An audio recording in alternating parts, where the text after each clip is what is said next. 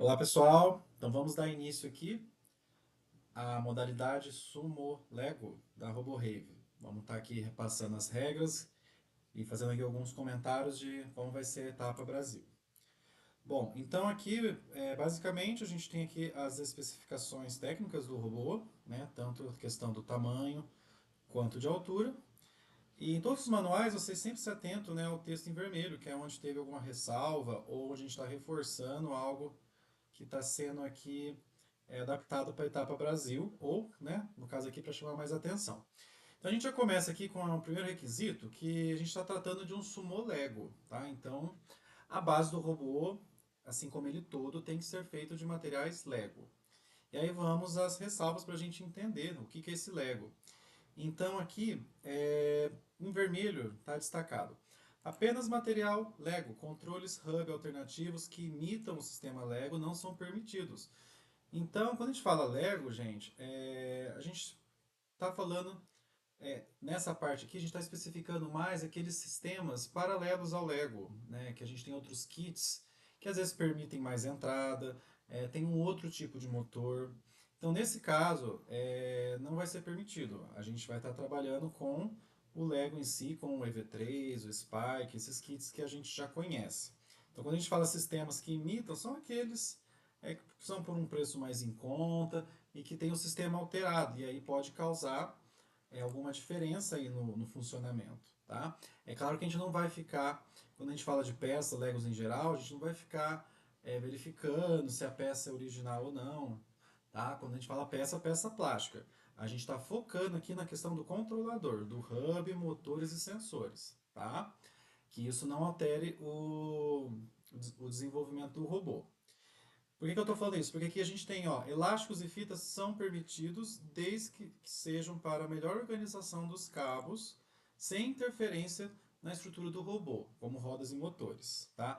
Ou seja, a gente sabe, né, que ali tem os cabos, a gente precisa estar passando ali alguma coisa para dar uma organizada. Então, nesse caso, gente, para organizar os cabos, pode-se utilizar um elástico, uma fita crepe, tá? Desde que isso não interfira na estrutura do robô, pensando no funcionamento do combate, né? Ou seja, não vai colocar fita na roda, o elástico, né, algo que ele mexa na estrutura do robô. Isso aqui a gente está abrindo essa exceção só para a questão de organização, de modo que isso daqui, gente, não vai interferir no funcionamento do robô, na questão do combate ali do corpo a corpo, tá? É mais uma questão aí de organização, tá? Para não precisar aí ser tão criterioso a ponto assim, então o elástico vai ter que ser aquele elástico que vem no kit, né, do EV3, do Spike. Não precisamos ser tão assim, tá? O que a gente precisa focar é que o hub, motores e sensores tem que ser os da Lego, né, os originais, sem ser esses paralelos que imitam o sistema da Lego, tá certo?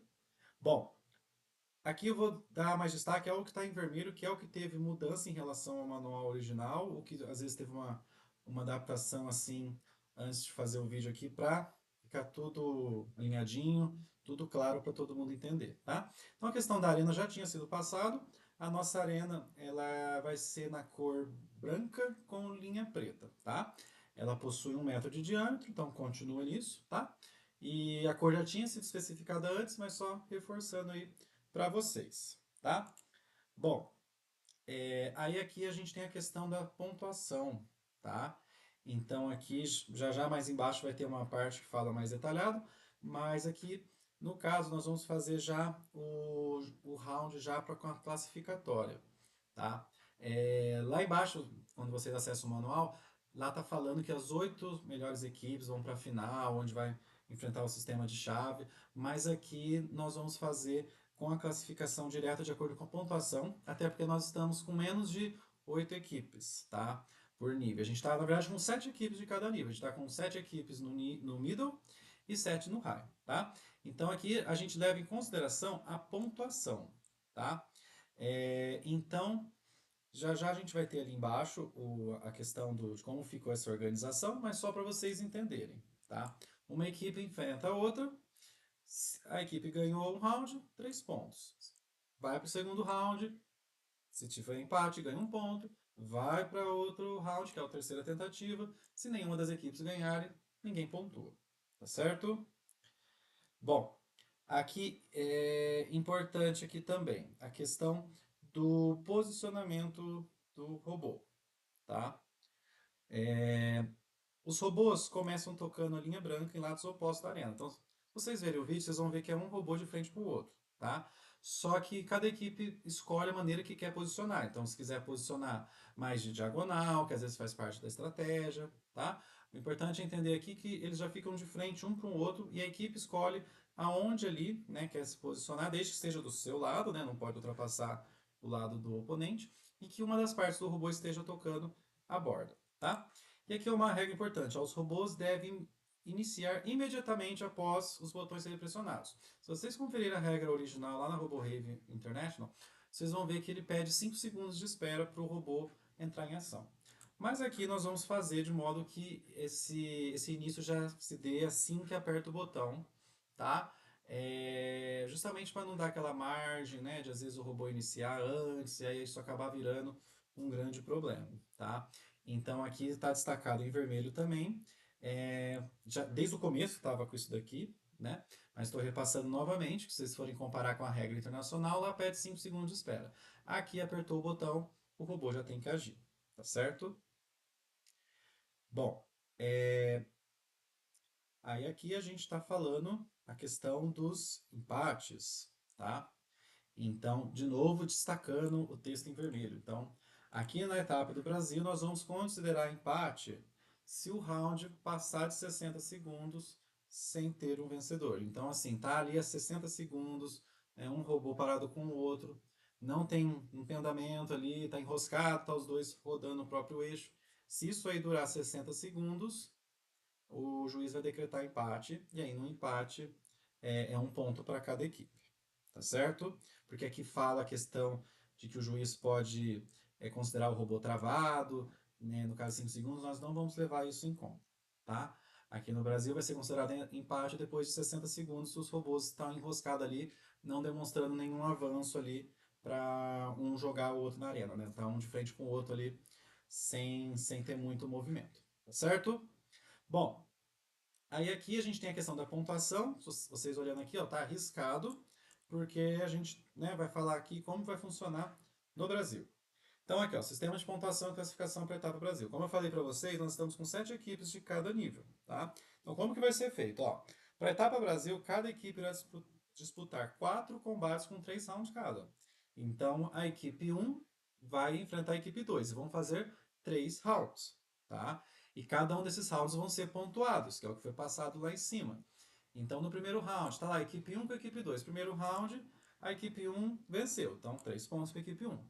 No segundo round, a equipe 2 venceu. Então, 3 pontos para a equipe 2. A princípio está empatado, 3-3. Vai para a terceira disputa, onde a gente vai ver se vai ter a vitória ou o empate. Tá certo?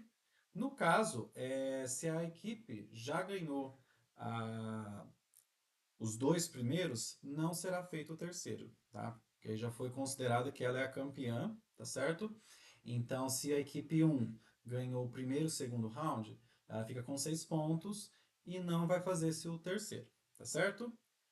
Bom, afinal, a pontuação de todos os rounds de cada equipe serão somadas para a classificação final. Então, tudo que a equipe ganhar ou empatar, vai contar como ponto lá no final, tá certo? Todos os combates, porque aqui, como falou, cada equipe vai fazer 4 combates, então cada equipe vai enfrentar disputa, mas serão 4 disputas, ou seja, ela vai enfrentar mais 4 equipes aí, tá certo? E aí tudo que ela ganhar, ela de pontuação, isso vai ser somado lá no final, tá? Que aí a gente já vai falar da classificação. E aí, como vai ser? Ó, a ordem dos combates entre as equipes serão definidas através de sorteio, seguindo esse planejamento, tá? Então, aqui já foi montado como vai ser, qual equipe vai com quem. Então, ó, a equipe 1 com a 2, a 3 com a 4, a 5 com a 6, depois a 7 com a 1 e assim vai seguindo de forma, né? Tá até colorido aqui, para bater o olho e identificar bem, né? Que cada número de equipe tem 4 batalhas ali para fazer, tá? E quem que é a equipe 1, equipe 2, equipe 3? Isso vai ser feito um sorteio, tá? Na semana que vem a gente vai estar fazendo um sorteio, a gente faz aí uma transmissão, a gente grava também. Vai ser um sorteio bem simples, tá? Na verdade, o sorteio vai ser só para definir quem que é a equipe 1, quem que é a equipe 2 e assim por diante, porque já vai seguir isso aqui. Então, a equipe 1, né, é a equipe tal lá, de Campinas. Então, essa equipe de Campinas, ela vai disputar aqui com a equipe 2, depois com a equipe 7, depois com a equipe 3 e depois com a equipe 5, tá certo?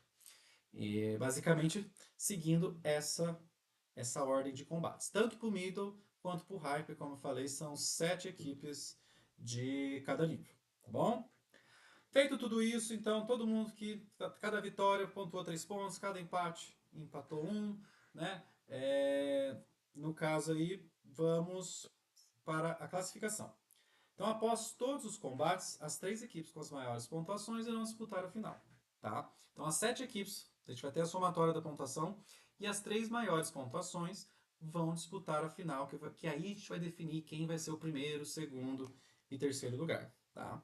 Inclusive, a gente vai fazer até essa final mais pro... Vai ser a última modalidade do dia. A gente começa o campeonato com o sumô, na parte da manhã, com essa classificação, e depois a gente faz a final seria com essas 3 equipes no período da tarde, já próximo ali do encerramento, né, para dar uma emoção aí maior, né, entre as equipes, tá certo?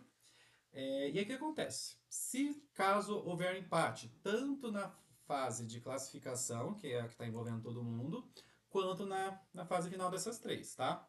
Então é o que está falando aqui, ó. Independente das duas etapas, o desempate se dará por mais um round das equipes empatadas, sendo somente uma chance, e a equipe vitoriosa fica definida como a campeã do desempate. Então vamos supor, né? Fez assim. Vamos pensar mais ali na final, por exemplo. Fez seus rounds, e aí a equipe um e 2 empataram, tá dando a mesma pontuação. E aí não dá para definir, né, se é primeiro, se é segundo ou terceiro.